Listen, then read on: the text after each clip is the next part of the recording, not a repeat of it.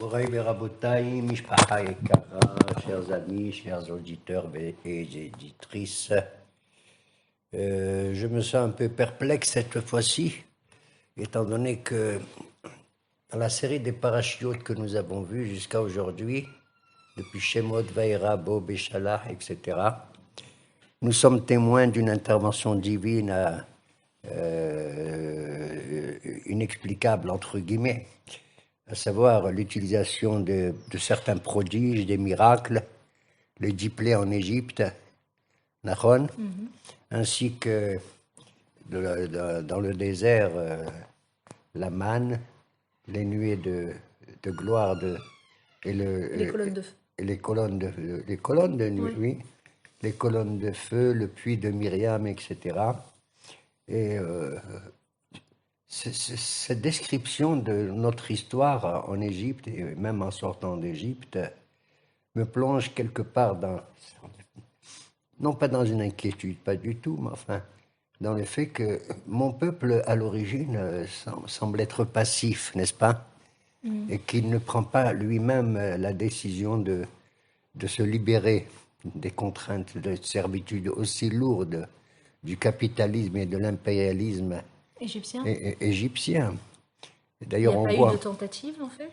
il y a eu une tentative qui a échoué, hélas, 30 ans avant la sortie d'Égypte. Un bon nombre de juifs de la tribu d'Éphraïm ont réussi à sortir, chose inouïe, parce que personne n'était capable de sortir de l'Égypte. Quand Moshe Rabbeinu a quitté et a fui l'Égypte après son affaire, on raconte que Dieu a fait en sorte que les gardiens égyptiens qui gardaient les frontières étaient devenus sourds, muets, aveugles, etc. D'accord. Oui. Et donc, on voit effectivement que, d'ailleurs, lorsqu'ils se trouvent, comme dans la paracha de cette semaine de Béchala, devant la mer Rouge, la mer Rouge, et qu'ils étaient entourés par l'armée égyptienne, et que d'un côté il y avait le désert et tout, ils n'avaient aucune issue, et ils se sont mis à crier, à pleurer. Moshe a prié, bon Dieu lui a dit arrête de prier. Ça suffit de prier, et dit au peuple, aux enfants d'Israël, qu'ils prennent leur décision de traverser la mer. Et là-bas, la Kadosh Baruch Hu dit à Moshe, Adonai ilahim lechem, ve'atem taharishun. L'Éternel, il combattra pour vous, hein, et vous allez vous taire. Ouais.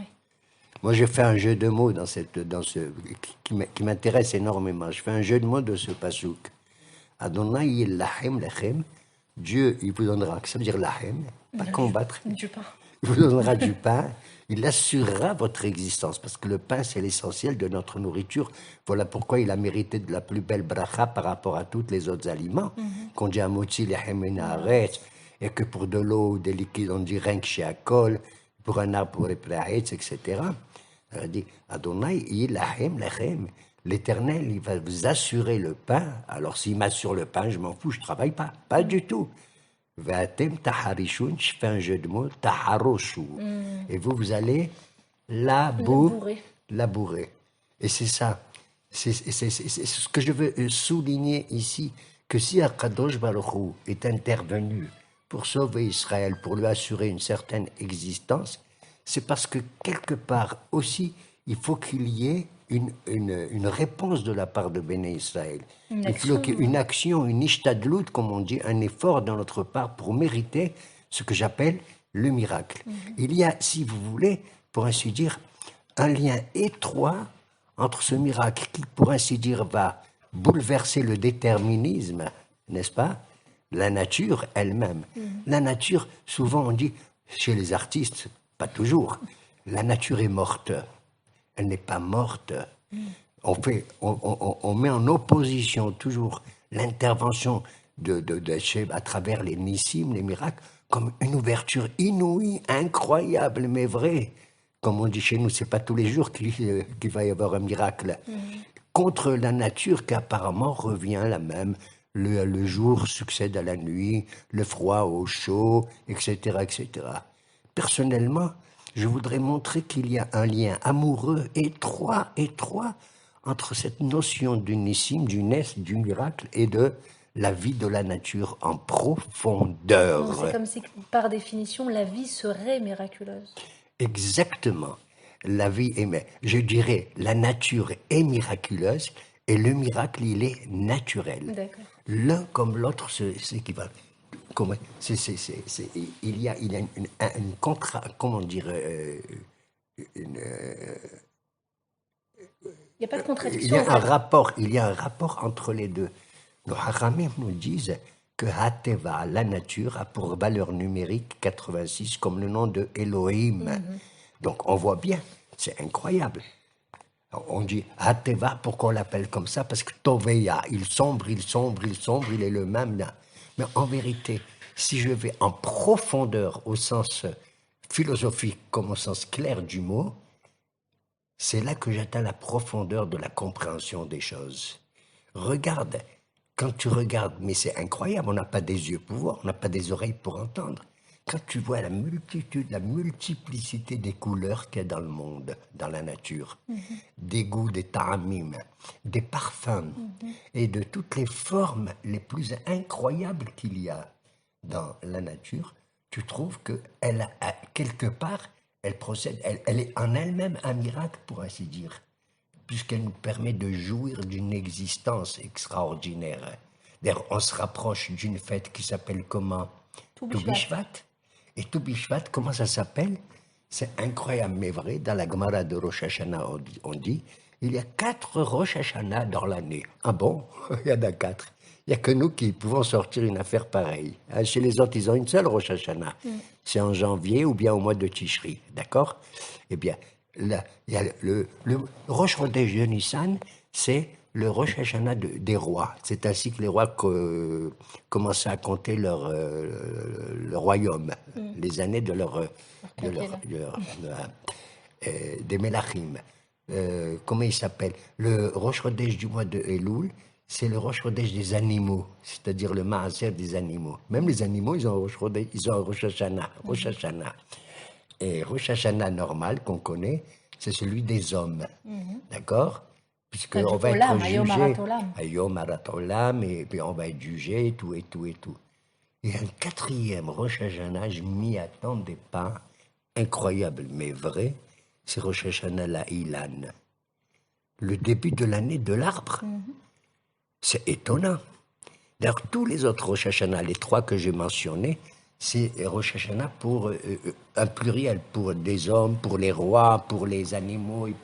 Mais là, Tou Bishvat, c'est Rosh Hashanah de Ilan, pas Ilanot. Ah, pourtant, Contrairement à la chanson qui dit Rosh quand Hashanah, la Ilanot, je ne me rappelle pas cette chanson. Ouais. Non, mais dans la Gemara, c'est dit Rosh Hashanah la Ilan. C'est le Rosh Hashanah de l'arbre, Ilan. D'ailleurs, Ilan, c'est plus arbrisseau qu'un arbre. C'est-à-dire que ce n'est pas une variété botanique en soi. Oui, mais ce que je veux dire, c'est qu'il y a c'est au singulier, le mot Ilan désigne un arbre particulier. Bien sûr, il désigne l'arbre en général, collectivement parlant, mais il désigne un arbre. D'ailleurs, le mot Ilan lui-même, ça a pour valeur numérique 91, Aleph, Yud, Lamed, Nun, 91, c'est l'addition du nom de Dieu, de Aleph, Dalet, Nun, Yud, Adonai, et de Esrim, Veshesh et Yudke, Vavke. D'accord? 26 et 65, ça fait combien? Ça fait exactement 91. D'accord? Et c'est la valeur de Ilan. Mais de quoi, qu'est-ce que j'ai besoin, moi, de faire l'anniversaire, le début de l'année, c'est-à-dire le début de la vie, pour ainsi dire, l'apparition de ce qui s'appelle le Ilan. Or, pour comprendre quel est le degré de l'apparition de l'Ilan, je suis obligé de regarder très profondément en bas, en bas, en bas, en bas. Quelle est l'origine de la vie du Ilan? C'est où est-ce que ça se trouve? Les racines. Dans les Shorashim. Il y a fait, mais oh. C'est la sève qui monte. Moi, je croyais que plus je m'enterre, comme on dit que Dieu préserve, on enterre les choses et elles deviennent mortes. Pas du tout. Plus tu enterres, et puis tu vois qu'il y a la vie, et elles sont dans les Shorashim, Et pourquoi? Tout simplement Parce que nos haramim me disent, mais je vois rien moi pendant tout Bishvat. Qu'est-ce que je vois? Ils disent, c'est à tout Bishvat que Akadosh Baruch Hu, avant tout Bishvat, a envoyé des pluies, et ces pluies maintenant, qui se sont, commencent à travailler réellement, elles commencent à fabriquer grâce au Shorashim quoi? La sève qui monte, qu'on ne voit pas. C'est pas un miracle ça? Il n'y a que la mandjé qui bourgeonne au tout Bishvat. Qui bourgeonne le plus avant tous les autres. Mais tous les autres ne bourgeonnent pas encore. ils ne bourgeonnent pas encore, mais ils ont en eux déjà la sève qui monte aussi. Ils ont aussi la sève. Alors, on voit qu'effectivement, le Ilan, ben, il y a la vie qui existe, mais on ne la voit pas. C'est pas beau, c'est pas un miracle, tout ça, de voir dans la nature. Nahon. Et nos haramim nous disent, eh bien, l'homme, il ressemble à un Ilan, qui est à Adam, Eitz Sadeh. Dans la Torah, elle dit que l'homme, il ressemble à un arbre des champs. Tu te rends compte? À un arbre des champs. D'ailleurs, le mot, encore une fois, valeur numérique de Eitz, c'est 160, c'est exactement comme Nissim. Nissim.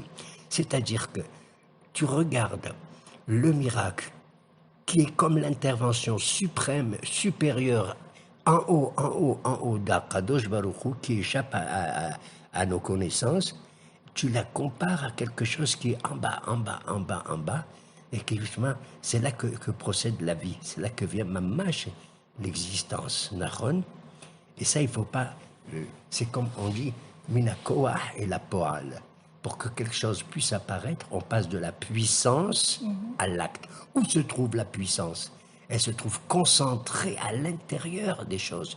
Mais on ne la voit pas, c'est comme un petit noyau de rien du tout, qui contient tout. Tu prends une graine de blé, tu la mets dans la terre, ça va donner combien des épis, combien. C'est pas un miracle, ça. Maintenant, Hazvi Shalom, pas comme les païens qui vont adorer, ils appellent ça leur Dieu. D'ailleurs, chez nous, on appelle ça Elohim au pluriel. Hazvi Shalom, ça ne veut pas dire qu'il y a plusieurs dieux. Ça veut dire que Dieu a réparti toutes ses forces à lui à travers ce qu'on appelle des malachim, tout ce que tu veux. D'accord? Il y a la puissance du feu, la puissance de l'eau, et la puissance de la pierre, etc., etc. Tu comprends? Et Hachem nous a donné l'intelligence pour comprendre, grâce à lui, quand on fait la Hamida Tahoneh, la Dame Da'at, que nous aussi on peut, entre guillemets, puisqu'il nous a donné la force, hein, que quoi? Qu'on peut faire un miracle naturel, j'allais dire. C'est quoi? On a réussi à découvrir les atomes, les choses les plus petites au monde. Tu prends 2 atomes d'hydrogène, Nahon, et tu prends un atome d'oxygène, tu les mets ensemble, tu les accouples, qu'est-ce que ça donne? H2O. C'est quoi? De l'eau. C'est de l'eau. Et l'eau, c'est la vie, et la Torah, pour ainsi dire. Tu prends un atome de chlore, et tu prends un atome de sodium, et tu fais du chlorure de sodium, ça donne du sel, Nahon. Et donc, on voit qu'il faut savoir associer le Shem Havaya, le nom de Dieu, qui est suprême, Vehu Haya, Vehu Ove, Vehu Yeye, qu'on ne peut pas définir ni par le temps, ni par l'espace, bien entendu, puisque c'est Akadosh Baruch Hu Birkbodo Batzmo. Alors, je vais vous dire, pour comprendre tout ce message-là, quand Akadosh Baruch Hu a créé le monde, personne n'a assisté. Et c'était des miracles ou pas? Quand Dieu a dit Yehi Or, Vayehi Or, est-ce que c'était quelque chose de naturel ou de miraculeux? Ni l'un ni l'autre. Pour Akadosh Baruch Hu, c'est ni l'un ni l'autre, bien entendu. Mais pour nous, pour notre représentation. Pour notre représentation des choses, véritablement, ça ressemble. Il n'y avait rien. Le Yesh Me'ain, c'est le ex nihilo. Alors, celui qui comprend pas ce monde, effectivement, qui se comprend pas lui-même d'où il vient et tout, pour lui, ça ressemble à un miracle. Mais pour Akadosh Baruch Hu, c'est pas un miracle. C'est comme si tu prends quelque chose qui a 2 facettes. Tout dépend quel côté tu regardes. D'un côté, si tu regardes, waouh, c'est un miracle. De l'autre côté, que tu regardes la même chose, waouh, c'est naturel. C'est naturel. Il y a une symbiose, il y a un accouplement entre le miracle et la nature, et il faut savoir, effectivement, pourquoi on fait des brachot? Dis-moi, pourquoi moi je fais Baruch Ata Hashem, Amotzilachim Naretz, Pourquoi je fais le Birkat Amazon? Pourquoi je fais des... C'est pour rattacher cet élément naturel qui s'appelle le pain, qui s'appelle le gâteau, etc. À quoi? À l'intervention divine, qui apparemment est miraculeuse, mais je les soude ensemble véritablement. Et voilà pourquoi je dis Baruch Ata Hashem Elokeinu Melech Haolam, Asher Kideshanu, Melech Haolam et Kideshanu. Et le Asher qui est la conjonction de relation, Asher, hein, elle unifie le mot Haolam et Kedusha, Kideshanu. Nachon, ça veut dire quoi? C'est quoi Haolam? Ben, précisément, le Hakamim dit que Haolam, ça vient du mot Ha'alim, quelque chose qui est caché, c'est un écran. C'est un écran. Maintenant, quand tu étudies la Torah, quand tu te rapproches de Hachem et tout, hein, Kerbanu, l'ifnei har Sinai, tu te rapproches, un korban, c'est se rapprocher d'Hachem, véritablement, te donner entièrement à lui. À ce moment-là, le Olam qui était caché de tout, qui te cache véritablement l'origine de la vie et de toutes ces choses-là, eh bien, il a en relation Asher qui déchaîne avec la notion de Kedusha. La Kedusha, c'est véritablement l'essence même de l'individu. Quand tu rattaches la vie de ton corps, le Olam, c'est aussi ton corps, ton gouffre, avec la Nesha, avec la Neshama. Et on comprend maintenant que pour nous, lorsqu'on Hachem, et quand Nimrod il a jeté Abraham dans la fournaise ardente et il en est sorti vivant, quand ça s'est passé aussi plus tard avec Hanania, Michel, Vahazeria du temps de Daniel, dans la fournaise, et qu'ils sont sortis vivants, quand il a jeté aussi Daniel dans la Govarayot, dans le puits où il y avait des lions, et qu'il s'en est sorti vivant. Je ne peux pas citer tous les miracles qu'il y a eu, Nachon, même Rabbi Shimon Bar Yochai prend par exemple. Il s'est sauvé quand on a essayé de le dénoncer. Il était dans une caverne avec son fils Rabbi Lazar, Nachon, et ils n'avaient rien de commun. Et on dit là-bas qu'il y a eu un miracle. Une source s'est mise à couler près de sa caverne, et un harouv, et également un caroubier, Nachon. Alors, et ils sont multiples, ces interventions divines. Alors, je ne suis pas là pour minimiser le miracle, mais au contraire, pour le glorifier et dire véritablement qu'il est caché au plus profond de nous-mêmes. Vous comprenez? C'est ça le hayim au pluriel. On appelle ça hayim. Pourquoi on ne dit pas hayim? Pourquoi hayim? C'est comme si, comme tu dis, oznaïm, il y a deux oreilles. Enaïm, il y a deux yeux. Hayim, comme s'il y avait double vie. Et tu voulais dire? Je voulais dire peut-être ça répond justement à ta question d'introduction, à savoir pourquoi ce peuple, donc les Hébreux qui sont en Égypte, ne font pas l'effort a priori de se sortir d'eux-mêmes. Justement, c'est peut-être cette relation, ce hacher, c'est-à-dire cette conscience naissante d'une relation avec Hachem qui est difficile à porter, qui est d'une certaine façon. Et quand on fait la recherche réelle de ce mot, ce mot Hacher, qui est la relation, Hacher qui déchane, d'accord? Quel est le mot qui lui ressemble? Hacheré. Oui, c'est-à-dire le bonheur. Oui. Ocher. Bidiouk ça, le bonheur est relatif. Tu dois le regarder en avant comme en arrière. Oui, mais il est aussi difficile au passé à porter. comme au futur. Il est difficile parce que tu es obligé, que tu le veuilles ou non, d'étudier la Torah, c'est-à-dire de te rapprocher de la connaissance divine. C'est ça que ça veut dire. Tu comprends? Tu es obligé de atahonin la damda'atum la med l'enoshbina. Le haïm c'est un arbre. Tu as vu arbre? Ouais. Un arbre de vie pour ceux qui s'attachent à elle. Et c'est vrai. Et grâce à Hachem, la Torah, mais aussi à la science qui nous a donné la connaissance des sciences. C'est ça que veut dire, comment c'est pas l'étude? Non, je veux dire, c'est qu'il y a une part d'étude de la Torah, puis il y a une transcription de cette étude dans le vécu. Exactement. C'est ça le finalement. C'est ce que je parle d'accouplement, de relation entre les deux. Que tu étudies à la yeshiva, c'est une chose magnifique, mais cela ne t'empêche pas de découvrir aussi le monde, puisque c'est Dieu qui l'a créé, bon sang. Par quoi ça commence la Torah? Par la création du monde. On est la seule religion à avoir rappelé que le premier jour, il a créé là une lumière, que le deuxième jour, il a séparé les eaux d'en haut des en bas. Le troisième jour, qu'est-ce qu'il a dit? Il a demandé à la terre de faire sortir des gazons, des arbres et tout. Or, tu vois que dans la création de ce troisième jour, qu'on appelle Parabaï Kitov, il était merveilleux parce que 2 fois, il a dit ici, oh, il est bien ce jour, oh, il est bien. Eh bien, c'est là qu'il y a entre guillemets et entre parenthèses, une catastrophe. C'est laquelle? Moi, j'appelle ça une catastrophe. Mais ce n'est pas une catastrophe.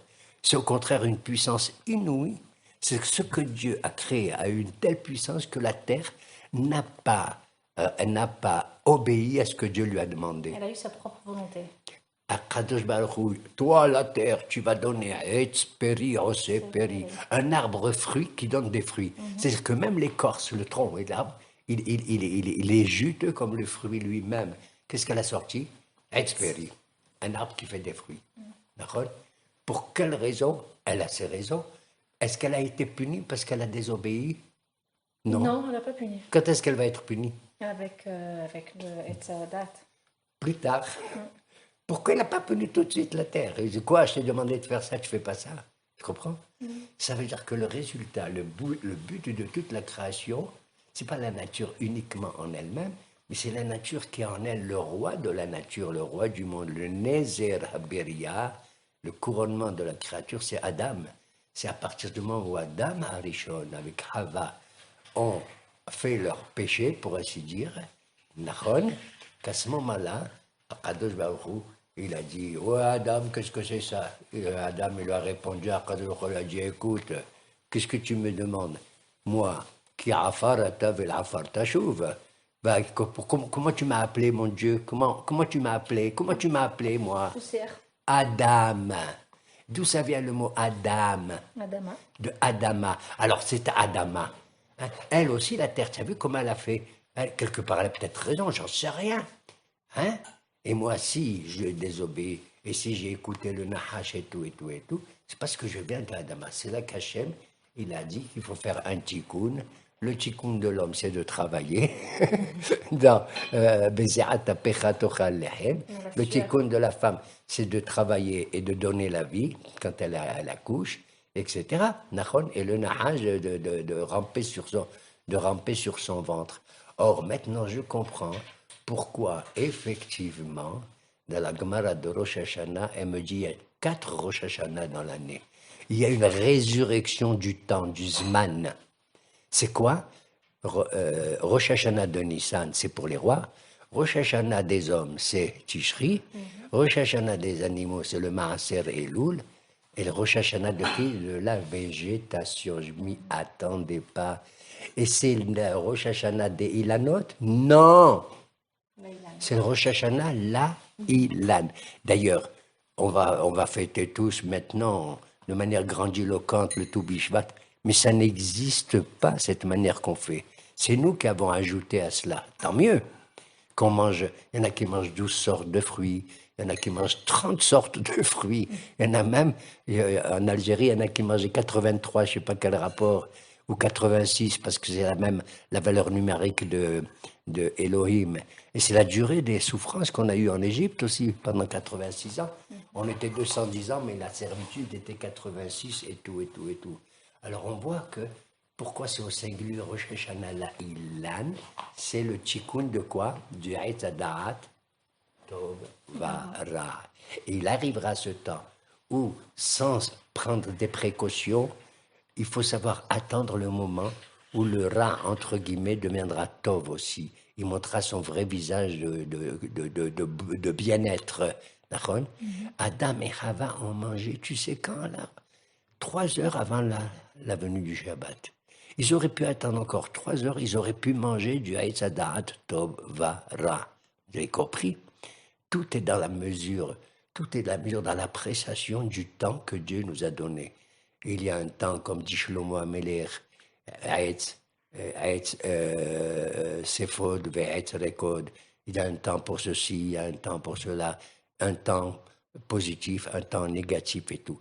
Il faut savoir savoir trouver quel est le zman qui est matim, le temps qui est favorable pour faire ceci ou pour faire cela. Nahon, le zman, et c'est ça l'appréciation, de savoir que effectivement je rattache la nature avec le miracle, avec soi-disant, entre guillemets, c'est pas soi-disant, mais oui, l'intervention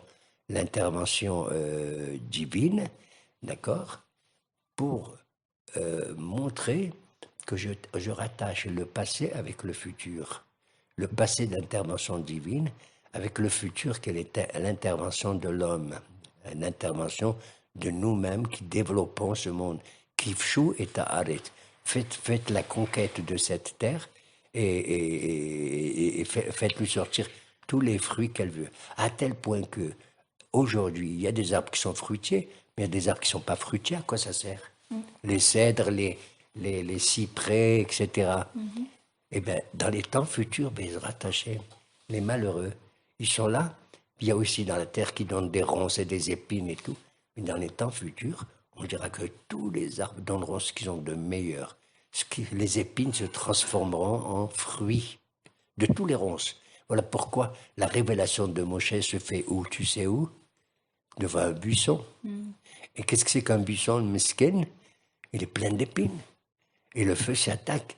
C'est l'image de la servitude qui attaque le peuple juif qui s'appelle le Sné, Nahon, qui s'appelle le Sné. Voilà pourquoi la sortie d'Égypte se fait dans le mois de Nissan. Nissan, c'est Sné, c'est exactement. Et c'est aussi un S du coup. Nissan. Au niveau du terme lui-même, comme ça.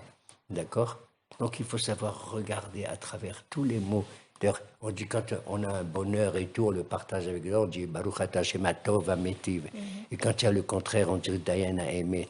Et dans les temps futurs, tout sera beau, tout sera vraiment, vraiment merveilleux. Et le Halem, cet écran-là que nous avons devant nos sens, disparaîtra pour nous montrer que derrière lui, Akadosh Baruch Hu, il est Zéomé Dahar Kotlenu.